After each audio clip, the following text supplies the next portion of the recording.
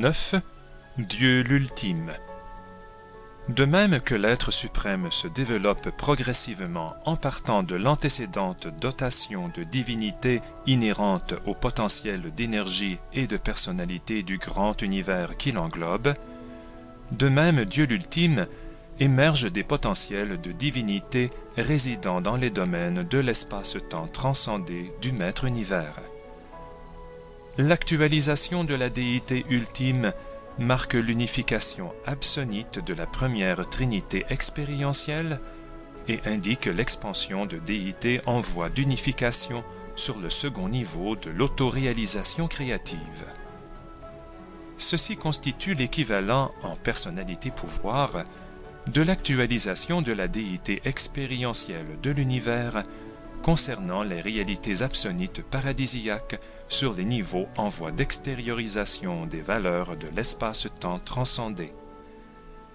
L'achèvement de ce développement expérientiel a pour but de procurer une destinée ultime de service à toutes les créatures de l'espace-temps qui ont atteint les niveaux absonites par l'achèvement de la réalisation de l'être suprême et par le ministère de Dieu le septuple.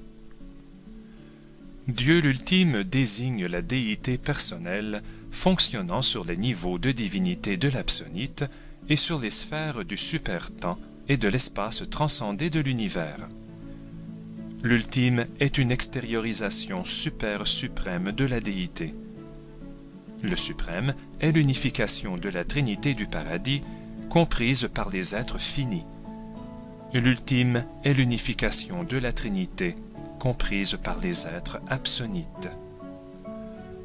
Par le mécanisme de la déité évolutionnaire, le Père universel est de fait engagé dans l'acte stupéfiant et prodigieux de focalisation de personnalité et de mobilisation de pouvoir des valeurs de réalité divine du fini, de l'absonite et même de l'absolu sur leur niveau de signification universelle respectif.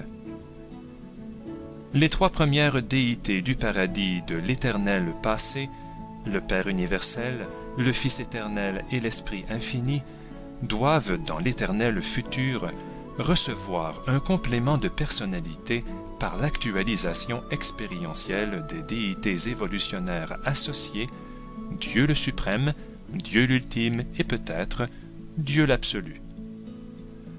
Dieu le suprême et Dieu l'ultime, se développant maintenant dans les univers expérientiels, ne sont pas existentiels.